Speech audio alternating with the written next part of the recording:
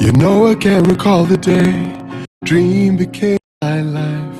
I've lived an eternity with you by my side, Like the sun and the moon I've seen, that your light reflects mine. And riding together we conquered the sky. But for so long I failed to see the truth as I searched for a fantasy that's in you.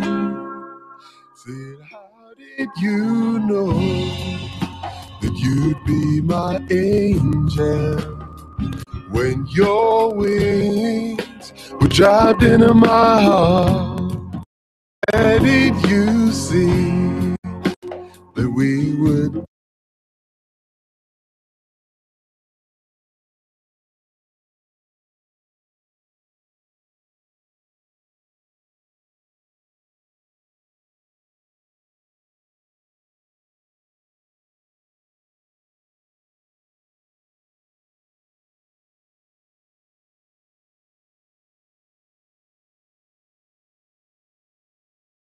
Never was on.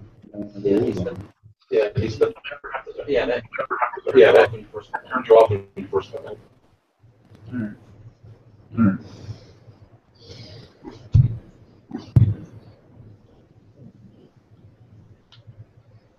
Okay, ready? Okay, ready? 3, 2, 1. Hi, everybody. My name is Shane Schultz. I want to welcome you to the show tonight. This is the Arisen recap show.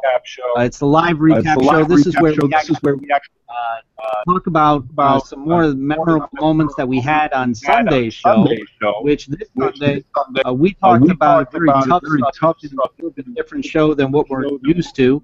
And the subject was about domestic abuse. Wayne, that was a pretty tough subject for us to take on. Yeah, it's sort of was shit. Exterminator cameras, and it's not visible. I'll get used to this. Especially with the high tech, very polished. Okay. Right now, I don't know. Right now, like what it sounds like, but we'll see. Yeah, it was a tough show. I was not looking forward to doing it. I had a lot of apprehension, a lot of nervousness. You did about doing it. Just because you start talking about a subject like this, and it's a very delicate subject, and no matter how you step on it, you're going to step on somebody's foot. Yeah. And especially if, like we were trying to do, we were trying to be very honest about it. I don't want to say we were going to go through the envelope. We wanted to push the envelope a little bit because there was a lot of emotion and power behind this. Right. And we didn't want to back off from it and just do a puff piece. No, I absolutely didn't. This subject is one that's I've said this a lot, and I guess there's a reason for that. That's because I've had a lot that I've dealt with over my lifetime, and this one is very near and dear to my heart. I mean, I've dealt with domestic abuse myself, personally. I've also dealt with it as a person that was on the outside looking in to rescue situations. So it's something that I'm very familiar with. I was actually, I was in the scope of someone's rifle a number of times because I was trying to help somebody out of a relationship. So, I'm very familiar with it. It's not something that scares me in the least. It's something that literally makes me angry to know that there are people that are being suppressed and suffering under the thumb of domestic abuse. And so I really wanted to bring the show to a way of seriousness. Normally on my show, I go out of my way in order to be empowering and trying to be motivational and give different motivating quotes and trying to get people to act you know, a little bit different than what they normally do. And that's still the case here, but at the same time, I really wanted to take it seriously. And it was also an awareness show, you know, so it wasn't just about doing a show. It was also, this is the way that we decided to go ahead and give awareness to this tough subject, you know, based from the Arisen Strength family as the sponsor and Serenely Speaking. So, you know, so this is something that, you know, was tough for us to do. I think we did it well. I think we were talking about it earlier. We were right on the borderline of pushing the envelope a little bit too far and not pushing it enough, which means we did it right for the first show. So I was very pleased. And I think we try to be good about, especially in a couple of very sensitive areas where we gave the warning to the audience that, hey, you know, the next several minutes here are going to be very difficult to listen to. So please skip ahead, or, you know, because we have to be aware of that. I mean, we can't guard against it at every time, at every moment, perhaps. But there were some where we knew we were going to be getting close. Yeah. So, you know, we felt responsible to say, you know, we need to say this. And we were also, I was like really nervous about giving not very helpful advice. You know, that was it was actually something I looked into, and I did like a little informal survey on the internet, some friends of mine, asking them, I go, what would be some examples of some, like, you know, less than helpful advice in a domestic violence situation? Right. Because there's things, it's the water on the grease fire that you like to talk about, Shane. Yeah. Is that, with all good intention, you think you're helping somebody, you think you're saying the right thing, but if you don't know, if you don't have the experience, you could end up doing, you know, I hate to say more damage than good, but you could certainly end up not being very helpful either in your advice or in your tone, in your judgment of a person in this situation. And I was really nervous about doing that. Yeah, and it's a subject that can easily invite judgment, because a lot of people that haven't been in the situation of domestic abuse, or it's not even that they haven't been in it, that they're not in it, you know, in that particular issue at that time, it's very easy to be judgmental. You know, why would somebody stay in a domestic abuse relationship? Why would somebody sit there and allow themselves to go through what they go through when it comes to these types of situations? And I'll be honest with you, I don't understand it a lot, but I understand the mentality. I understand, you know, the fact that we have these conditions, and domestic abuse is no different than any other condition or illness that we've done so far. You know, there's these conditions that suppress us, that, you know, keep us from being our unique selves. You know, what Arisen Strength is all about, it's about, you know, encouraging a person to pursue their dreams, talents, and capabilities in spite of the challenges that they face. How that comes about is because people are suppressed, and they are very limited, you know, because of the different conditions and illnesses, whether it be illness, injury, or life experiences. They become very limited in their life, and so they find reasons and validation of not pursuing their dreams, not pursuing talents and capabilities that they're very capable of doing. So I know that mentality, and I know that mentality personally from my depression, from my PTSD, from you know, my addiction, and all sorts of different manners. So I knew that. So it's no different, and that's why we decided to bring it up, because it's no different than any other condition that's out there. It is, on the other hand, very different for the person that's in it, because they don't know what the heck. They could be threatened. They could be injured. They could have their friends threatened and injured. They could have their family threatened and injured. They could be ridiculed. They could be totally singled out to where, you know, we were talking about the different types of abuse. And I think that's where I think our show kind of really took the right turn, because we had some people who literally came to the show and said, they wanted to talk to us personally. And I talked to a couple people, and and I asked them. I said, "Did we miss something? Did we not cover something?" And they said, "No, you hit it right on the head, with different, and it happened to be different types of abuse. There's physical, there's emotional, there's psychological, there's economical, and then there's sexual." And those are just the 5 that we went over. They're certainly not the only ones, but they were the 5 that we went over. And it happened to be that the people that talked to me talked about different types, and they said we were right on it. So I'm very proud for what it is that we put out as a show.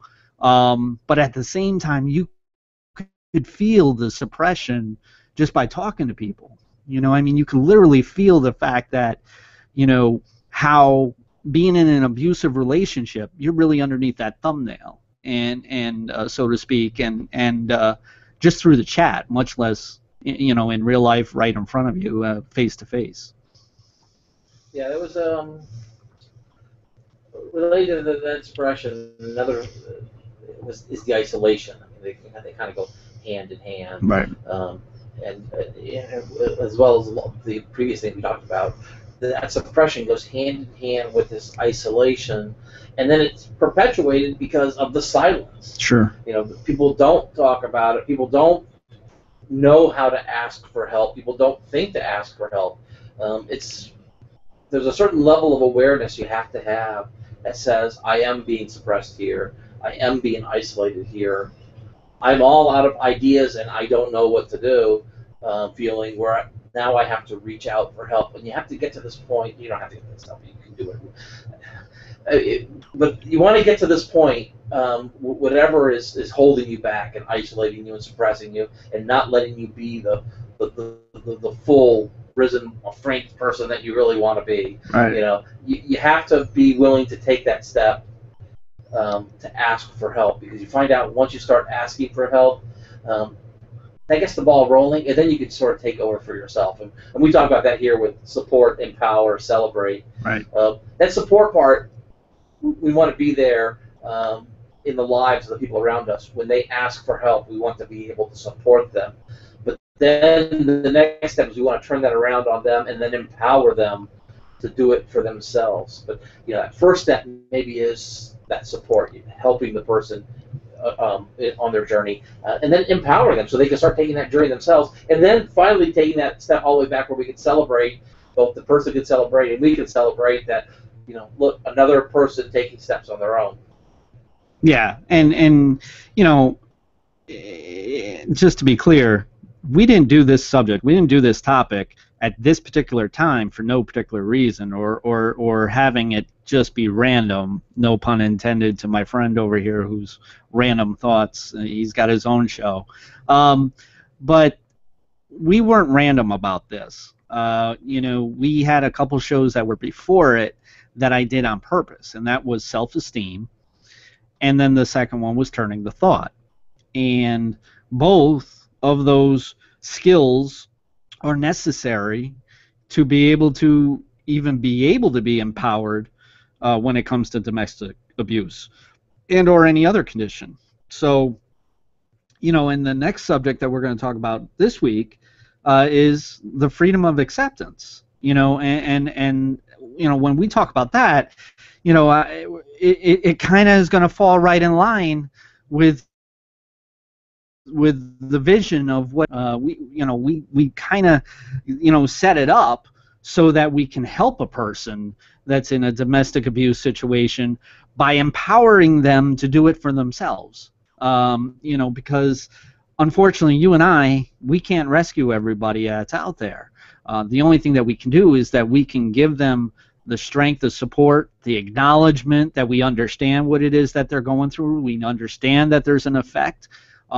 we didn't just talk about physical abuse, which a lot of people do. We talked about different types of abuse, in which case people were responsive to that. We also understand there's not the perfect answers, but it's more or less what you should watch out for from doing, as opposed to what to do. Now, what I love to say is that you want to definitely have a plan when it comes to domestic abuse, and it's not something that you want to just plan out at the end. You want to plan it out in the beginning. If you're in a domestic situation, keep a journal. Describe exactly what it is that you're going through. If you can, take pictures. If there happens to be, evidence of markings or bruisings or whatever the case may be. I know it sounds kind of gruesome, but I'm not trying to be that. What I'm trying to do is I'm trying to establish a history for you, so that when you go ahead and you go to the people that can help you, well, they know that they're dealing with a real logistics, a real situation, a legitimate situation, and they would know how to go about it and what severity that they would need to do that in. So you want to have a journal. You want to make sure to let people know that what's going on. Don't hide it. In the promotion, I said, domestic abuse, unfortunately, it thrives behind closed doors.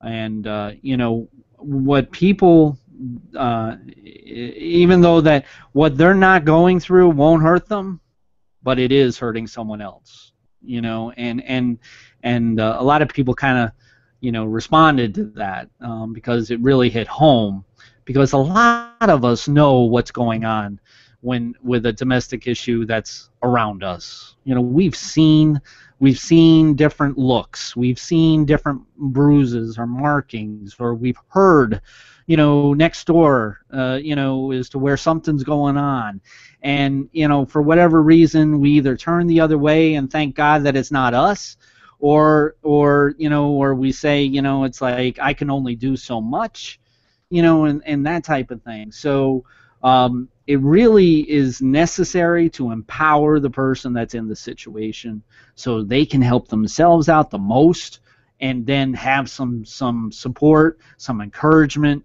from others that can be there for them. Yeah, I think it's a good point about for somebody who's near an abusive situation, but are not one of the people involved. We don't know what to do. We don't know what to say. Right. How do you, should I approach the abuser? Should I approach the person being abused?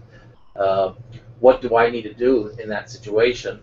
And one thing I would recommend doing is, if you're really interested in how to deal with domestic abuse, is to contact people locally who do that, to see what is done locally in your area, but also be open to, if somebody tells you that they're in an abusive situation, don't try and diminish it. Don't try to dismiss it. Don't try to find out what that person is doing wrong. It's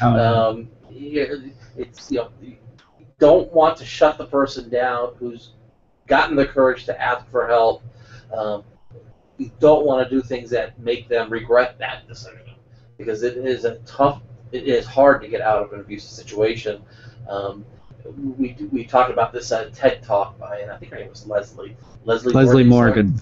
Yeah. Leslie Morgan Steiner. She wrote this book called Crazy Love, where she talks about being in an abusive relationship. She's a Harvard-educated woman. She went to the Wharton School of Business afterwards, at the University of Pennsylvania. This is not a this woman is a bright woman. She's very smart. She worked in Manhattan on 17 magazine. She ended up for about 1.5 years, 2 years in an abusive relationship where she had a loaded gun put to her head every single day. Yeah. And how does that happen? And the thing is, the time to question that is not when somebody tells you they're in an abusive situation. Yeah. You don't want to start investigating how they got into it, as much as we want to take steps to sort of, at least in the short term, get them out of the situation so they can be safe and they can make choices with a clear head. When you're in that kind of hyper stressful situation, a lot of your choices and decisions are not going to be the best choices, and then they're not going to be lifelong decisions in a lot of cases. You need that space so that you can get out, clear your head, and then you can start making some choices that are going to pay off in the long run. You know, it's like it's you know, I like analogies. It's almost like, you know, wading in quicksand. You know, it's one of those things as to where it's very slow. It's a slow process. It's not something that just automatically happens. If the abuser was to show their true colors from the very beginning, most of the relationships would not continue. You know, at least we would hope not. And you know, I'm sure that there are a number that would, but I've learned a lot about you know, different types of abuse, and I've learned different relationships that are out there. You know, there's a lot to talk about when it comes from, you know, it used to be high school sweethearts. It's the people that are there, and Leslie Morgensteiner was one is to where only one relationship. You know, they only had one relationship, and there's a reason why that might be. You know, and you know, so it's one of those things as to where you know, that used to be a good thing. Now there's some studies that are out there that, you know, it's definitely linked with. When it comes to domestic abuse situations, and we've talked about different statistics and everything like that before, and Wayne's fantastic at doing that. There are a lot of different statistics that can intercorrelate with any other statistic that's out there and everything. I'm just saying, as far as my personal experience, I've seen it that way, and it's hard to see outside of what it is that you're familiar with. And, you know, we talk about that when it comes to turning the thought. You know, if you're sitting there and you're familiar with it, then, you know, it's very difficult to think that you're in a different kind of situation, or that you're in a situation that you shouldn't be in, because it's familiar to you. You know, and another thing is that there's studies that are out there, and this one's very, very factual, is the fact that children who see domestic abuse often are in domestic abuse relationships throughout their life. You know, it's something they're familiar with. You would think that they would run. You would think that the minute that they hear a voice, you know, go above what it is that they would expect, or God forbid that they were touched in the wrong way, or, you know, whether it be abusive or sexual, you would think they would run. But in fact, it's something that you know, my mother went through it. You know, it's like my father did that, you know, with my mother. You know, my father hit my mother before. It's like, why wouldn't I expect that to happen to me? And that just baffles my mind when it comes to it. But, you know, but it's a fact. And you know, and often, you know, the abused goes into a number of relationships that are abusive, and so they don't just stay in a one. They normally go into another one and another one and another one, and again, because they're familiar with it. And what we try to do here at Arisen Strength is we try to give you a point of view from outside the familiar, to be able to get you to look at things differently, to be able to get you to want things differently, and then all of a sudden, next thing you know, you start tapping into what I call your Arisen Strength, which is within your heart, which brings out your passions and your capabilities and your dreams, and that's when things really start to happen. So, you know, it was a tough show. It was a good show. It's not the last time we're going to talk about it, obviously. I've always said that. There's not one subject that we're going to talk about that can be summed up all in one show. You know, but you know, I think it was a good start. I think it was a beginning to kind of throw our hat into the ring a little bit, to say, you know, we're aware that it's out there. We're aware that there are a number of members of ours that have the experience in domestic abuse. I'm one of them, and we're not scared of bringing out the facts and shedding the light where it needs to be, and that is You know, to let that person who is feeling that they're abused in the situation, let them know that their value is much more than what it is that they're going through, and therefore we're going to try to empower that person. We're going to try to get that person to see that value that they have, and see, you know, that they can have a life that's a little bit better than where it is that they are now, and it's based off of what they can do, not what I can do. It's not what you and I can do. It's what they can do. See, that's the thing. Arisen Strength, I was actually talking to somebody today, and it was a motivational speaker, and he kind of told me, he goes, Shane, you're not a motivational speaker. And I says, well, that kind of hit my ego a little bit. I'm like, yeah, I am. I motivate people. He goes, no, you don't understand. He says, it's not a criticism of you. He says, you're a transformational speaker. He says, you transform people. He says, your thoughts, your way of doing things makes people think, and it makes people act off of those that type of thinking, and that transforms people. And I'm like, all right, you're right. That's not correct. Okay, I can live with that. I'm all right with that. So, you know, I mean, and that's what Arisen Strength is. Arisen Strength is not meant to fix. Arisen Strength is meant to empower and to embody somebody to want to have a better life than what it is that they have currently, from either, like I said, their injury, their illness, their life experiences, to bring about a better change to where they have the power, they have the strength to find it within themselves. I don't have to find it for them. That's the thing. I don't have to instill it into anybody. I said that from the very beginning. All I'm doing is I'm helping you find it again, so that when you do find it, that's when you take over, and I just watch, and you know, hopefully, you know, we get pictures, we get stories, we get, you know, different testimonies and stuff, you know, down the road, as to where, hey, Arisen Strength allowed me to be able to see something different than what I didn't see before, and this is what I did because of it. Yeah, I think it's really important to point that out, because these people who have been suppressed and have been isolated, be it through domestic abuse or any of the other things that we've talked about, from bullying, autism, depression, addiction, chronic pain, As you feel, you really get this sense after you've been in that situation that you're no longer making decisions for yourself. You've been so suppressed and so isolated that you've lost basically all agency. You're not an independent operator anymore. And the big part of this Arisen Strength movement here is to return back to the person that ability to make choices for themselves, to empower them. Right. You know, we offer the support up front, because people who have been isolated and who are being suppressed, first and foremost, need some support. But then they need to be empowered, because that's where the real transformation begins. Right. That first step is that's just kind of laying a foundation. That's just kind of holding things, getting things ready. And it's important. It's important to be acknowledged. You got to have firm ground, firm footing here to get started. But that transformational step that's the empowerment. And then it's, like I said, then there's that third step where we just get to step back and watch it happen. Yeah. It's like, wow.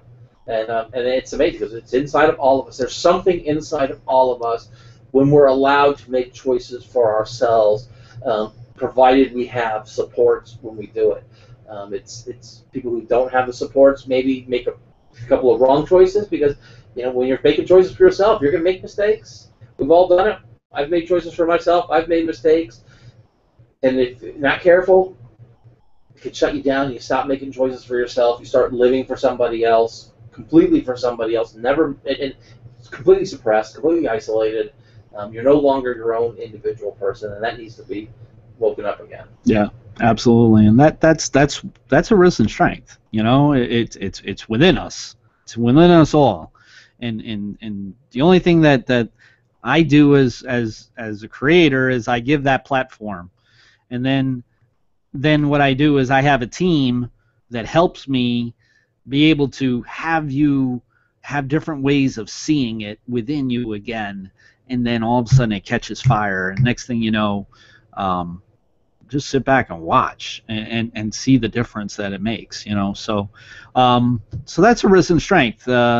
We have our show this Sunday is going to be about acceptance, the freedom of acceptance. I said that for a reason, because it allows us to be free when we utilize the skill of acceptance.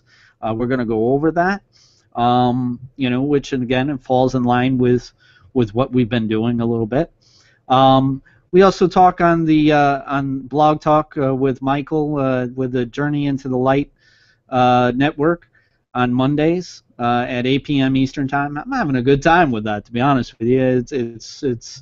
It's one of those things as to where I'm just kind of doing my thing as to where I'm trying to make people understand that they are more valuable than the challenges that they face, and trying to empower them more, a little bit more on the empowerment side there, because it's a different kind of audience and everything, because it's not just the people who are part of Arisen Strength. It's a large audience that's throughout Blog Talk, throughout LA Talk, and so forth. So so I'm having a good time, and I know you are. I know that you're making yourself into he's a celebrity over there.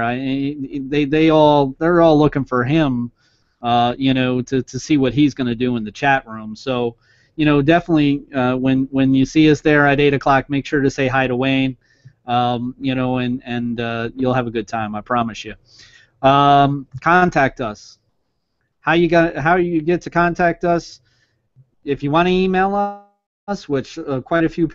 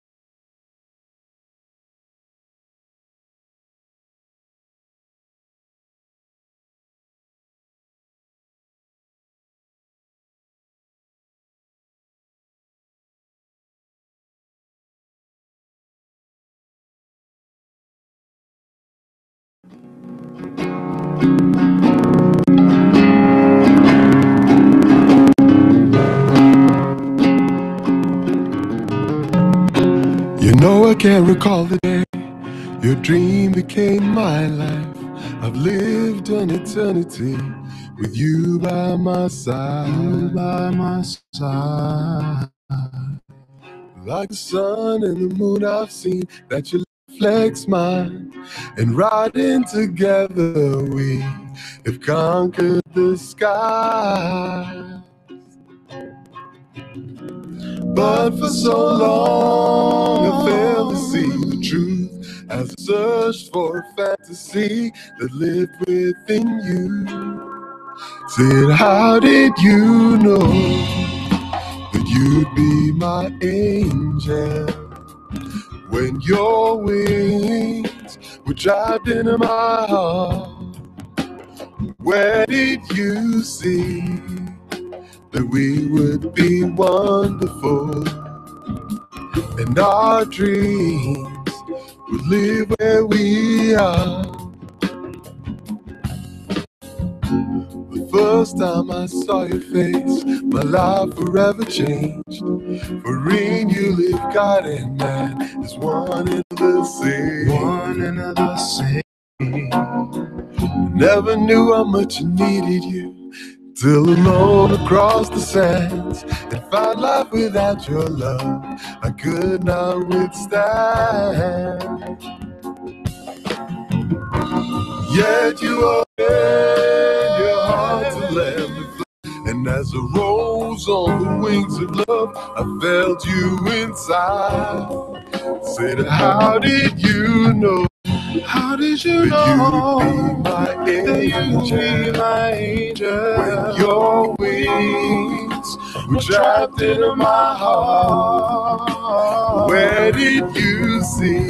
And where did you see that we would be wonderful, and our dreams would live where we are?